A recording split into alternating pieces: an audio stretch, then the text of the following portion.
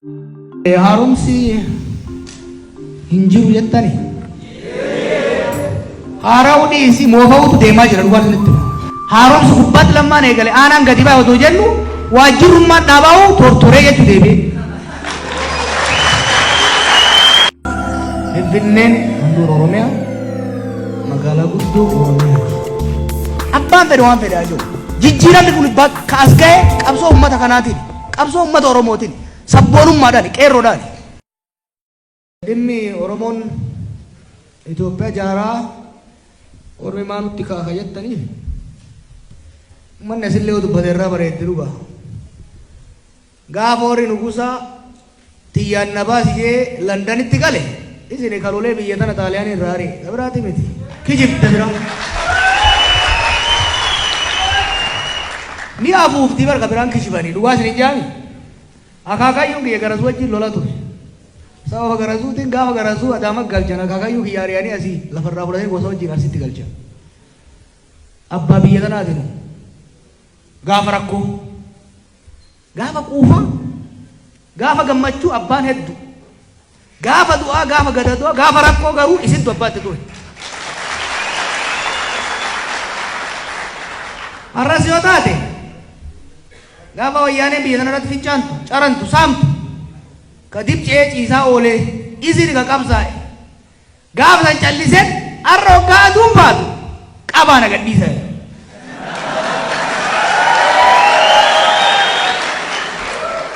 ka gaaf san baasriin barbaanne dhabne ka hiriira ba'i jennee simbirarraa dhabne har'a dhoohu malee dhabne dhugaa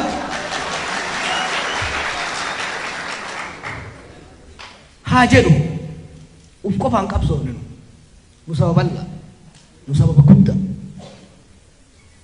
an beektaa amma hoggaa gabbayanii mirga argame kanatti ka'anii mullu godhanii warra rabsan nan gammadan aaru lugaama irraa hiine mire isa irraa galata dhabnu rabbi irraa galata qabna umaa miti kunillee isin aarsi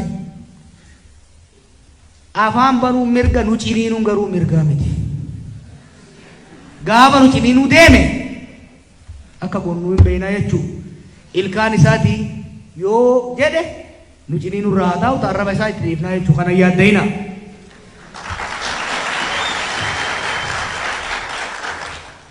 Oromiyaan asiin hanga arsitti tiyya jechuun mirga abbaan fedhaa jiru walisoo tiyya jechuun mirga naan bura dhedhe gaafa inni harkaa seedhate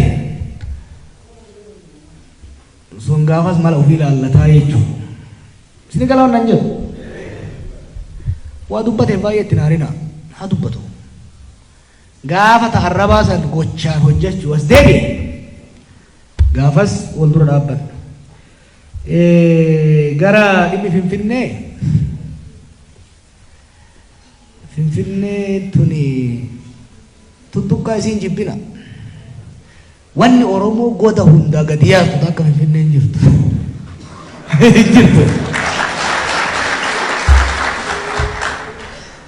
kanaafuu Finfinnee odoo murtee wayyaanii mammuura maastar pilaaniin ka maastar pilaaniin taankiin jeettiin faranjiin Finfinnee nurraa muruu dadhabani feesbuukii fi FM murraani ayaa qunam jechuu nuun beekan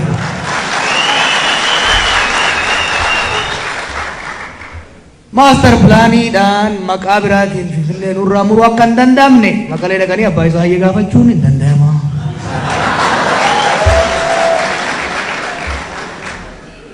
Finfinneen handhuura Oromiyaa magaalaa guddoo Oromiyaati. Dhugaan biraa immoo Finfinneen mana jireenyaa iddoo jireenyaa sabaaf sablammootaatii fi dhaabbilee addunyaati. Finfinneen mana sabaaf sablammootaa ta'uu handhuura Afrikaa ta'uu hin waakkannu nu beektaa dhugaan qabsoofna kanaaf mo'anna dhugaa ormaantu Finfinneen mana sabaaf sablammootaati dhugaa tana hin galchinaaf Finfinneen magaalaa guddoo Oromiyaatii fi handhuura Oromiyaa dhugaa tana nuuf haa galchan nageenyi qabu kana lamaaniin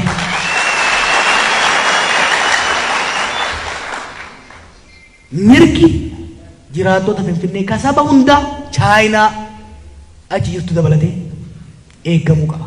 Tanoo hin mormitanii. Namni Finfinnee keessa jiru dalagatee hin galin hin jettanii miti. Afaan isaan dubbati wayyattanii. Sirriitti naajaa hin jettanii mi kana. Guraayitii suuqii isaan dalagatin hin jenne. Tigirichi mana hin jaarratin hin jenne. Amaartii mana afaan isaan dubbatin hin jenne. Mirga kana heeraaf seeran guutamee fi eeggamuu fi qaba. Akkuma ummata magaalaa kamiitu naannoo kamiitu nama isaa ta'e hin filata. Kuni haqa rabbii biraa seenaan waan uumte qabdi deebinee ganaa jiru hin barbaadu. Oromiyaa guutuun iyyuu Itoophiyaan dhugaa yoo jiraatte Oromiyaa. Kasabni hundi keessa jiru. Chaayinaa fi Hindii dabalatee Oromiyaadha. Saba tokkoon nurraa bayaa hin jennu hin hojjatinaa hin jennu mirga akka Oromtichi inni qabu. Amaartichis Guraayitichis hin qaba Oromiyaa keessatti qabaachuullee qaba. Finfinnee keessatti illee. Wanni hin fudhatamne garuu magaalaa guddoo teenya. Godaannisa teenya magaalaa guddoo qofa miti beeku. Oromoon hin kaasin hin jeemireef Finfinneen hoggaa gaatu. Waan godaannisa faashaa nu irra kenne kaasanii sooqitti itti firfirsanii mukaawwan waraananiif. Oromoon buqqa'uu ka'ee gale warra haadha tiyyaa dabalatee. Asirraayi. Osoo mooyyaleen hin bahin osoo cinaaqsan hin gahin asirraa eegalle beektu. Madajjira kanaaf nama kakaasa. Garuu madaa jecha utaallee akka hin taane dandeemu. Gaafiin Finfinnee kana deebi'u mirgi jiraattotaa eeggamu. Aangoon mootummaan naannoo Oromiyaa magaalatti irraa qabu mirkanaa'uu qaba jechuudha seeraan. Kuni hamma fedhe abbaan fedhe wittifateef miti kun lolatti illee nama geessuu hin qabu. Ana yeroo hedduu akkan jeetti dhimma Finfinnee ajandaa haa bultuu jennee eega mootummaan haaraa filame. Haa hiikamuu yoo jedhe yeroo tokko tokko beekta gara laafummaa tana gowwummaa nu se'anii sodaafaa se'anii. Akkuma gaafa duraa jeetti abbaan fedhe haa dhoo'u malee. Ka seeraan dhufe seeraan seerri gara keenya jira Finfinnee irratti. Ka mariin dhufe mariin dhugaan gara keenya jirti. Ka dubbiin dhufe immoo ofirraa deebifnaa jechuudha. Garuu nama arrabaan sitti deeme shibala gadi hin baasin. Arrabaan deebisu irra. Ka seera gad harkisetti kilaashiin fudhati. Seera itti gadi baase abbaa seeraa hayyuu seeraa gaa qabna. Jaarsarraa amma warra yuunivarsiitii beetti. Saniimi jedhee immoo yoo taan hin dhufe taanillee itti beeka walii soofammayya rakkoon hin jiru. Kanaaf dhimma Finfinnee irratti ejjannoon jiru tokkuma. Jarri keenya warra mootummaa keessa jiranis hin sossobinaa nama barbaachisu.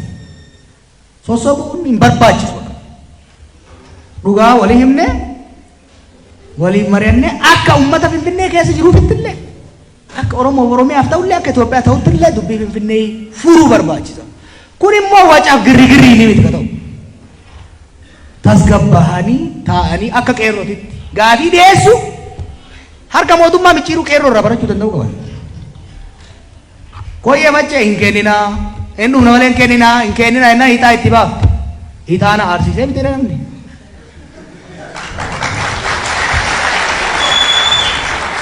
Wal waameen bahe wal waameen taa'e. Pereeda. Kanaafi dhimma Finfinnee irratti illee hedduu hin yaadda'ina. Rafaa jechuu kiyya miti garuu. Gaafiin haa dhaabattu akkuma dhufiitii isiinitti ofirraa deebisa deemna. Haaromsi hin jiru jettani. Haara'uu dhiisi moofa'uutu deemaa jira dhugaa isinitti.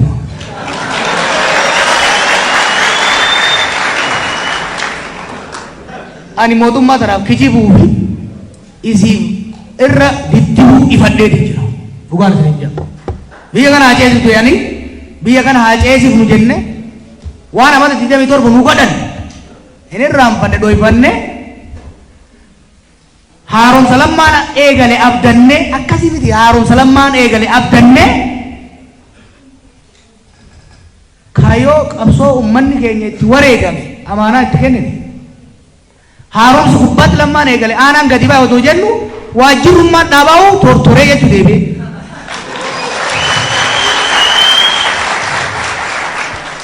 aarsaa kana hunda booda taappellaa ati abaa'oodha, ati shaneedha, ati maarroodha, ati dhaaba keenya keessa hin jirtu jedhanii nama hidhuun, nama doorsisuun sun seenaa kaleessa nuti yaadachuu hin qabne jechuudha. Nutti deebisuu hin qaban waan akkasii. Amaanaa itti kenname kana bakkaan ga'u yoo ka barbaadu taate lammaan nuti amaanaa tiim lammatti kennine. Amaanaa xiqqoo miti. Totorroonni amma deemaa jiru kuni fudhatama hin qabu. Haala amma jiruun haaromsa hin bira ga'ee jennan kijibe. Matarraa totorraa waan jiraniif. Matarraa sirreeffatanii qeerroon kun maal balleesse jiran? Jaratti amata 27 isaan ergachaa turte qeetti galchee bilisa isaan baase aangootti isaan baase. Aangoo san naa hiraan jenne qeerroon kun. Qeerroon kun aangoo tana naa hiraan jenne bara. Namichi kalee maal godhaa ture koodii jijjiirratee yoo ta'u osoo beekutti dhiise miti irraa naa ka'ii naan malti hin jenne. Garuu kursi sana taa'ee shira yoo qaxatu taate Oromoo yoo qoqqoodu taate laafa jaratti irraa nu hafte ka gurguratu yoo kataa'u taate san ol hin dhiifnu jechuudha. Kun ol hin dhiifnu. Kanaaf itti qabsoo. Kana immoo diinummaa ni miti. Diinummaa ni miti. Keenyaan illee deeggar dubbachaa hin ture. Mootummaan tun keenyatti hin beekan. Maqaa keenyaan achirra jirti. Dhiiga ijoollee keenyatitu galaana ta'ee ol baase. Lafee ijoollee keenyatitu mansalaala ta'ee masaraa kiiloo 4 seensise. Hin cabsu garuu akka isiin raftu immoo itti hin dhiifnu. Hin dhiifnu garuu akka isiin deebitee totorraatee ajaan lafa balleessitu immoo itti hin dhiifnu. Hin dhiifnu. Kanaaf isinis qabsoo keessatti tuufa. Nummoo itti hin dhiifnu. Itti hin dhiifnu. Hin dandeessu sirriitti immoo biyya kana ceesisuu yoo ka barbaadde taate ODP maqaa qofa jijjiirrattee deemuu hin dandeettu. Gochaan malee ka jechaa qaata quufne bara ka gochaati. Gochaan immoo waa godhuu namni danda'u yoo nama barate ofitti qabeedha.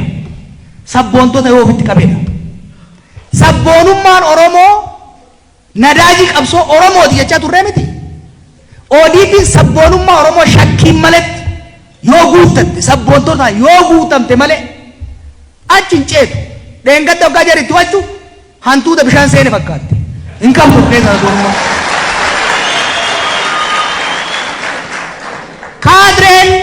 Kaadreen isaan walitti qaban. Ka shanee yee nu rakkisaa ture gaafa jaratti kaatu bakkuma bu'ee dhabne. No. Sabboonummaan jiraachuu danda'uu qaba. Abbaan fedhe waan fedhe haa jiru. Jijjiiramni kun bakka as ga'e qabsoo uummata kanaatiin, qabsoo uummata Oromootiin, sabboonummaadhaan, qeerroodhaan. Jijjiiramni kun ce'umsi kun galma ga'uu ka danda'u injiniin xayyaarri Abiy oofu Oromoo cimaa yoo qabaate. Hoggansi uummata kanatti yoo amaneedha. Uummata kanatti arrabaan qofa osoo hin ta'in onneen of kennee abdatee yoo deemedha. Kuni ana akka obboleessu tokkottan isaan gorsa. Yeroo isin jarjartan yeroo isin balleessan nan lola. Rakkoon hin jiru. Isaanis yoo kataa'u taate akka amma dura deemamuu fi akka isaan amma ittiin deemaa jiraniin warri asii ari'ame hundi waan garaa isin nyaasirtu amma jarattiin Finfinnee irraa waachutuni Oromootu aangoo hunda fudhateetti. Oromoo akka beektaa asii nuti Oromoo suuneen nu beektaa warra isin shimalaan asii ariitantu ol galee booletti ol ga'e.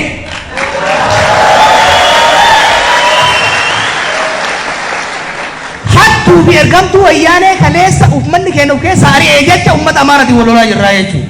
Odoo waan wayyaaf illee ta'e uumaa miti.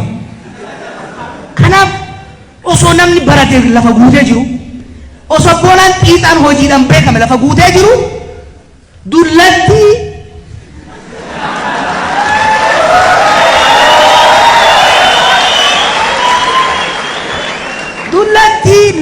lammaan haaromsaan nurraa gadi harcaase. Qeerroon manatti gubee biyyaa baasen matarratti gan nuttulu an garaa na gubataa jechuutti hin dhiimu kan nurraa baasuu qaba.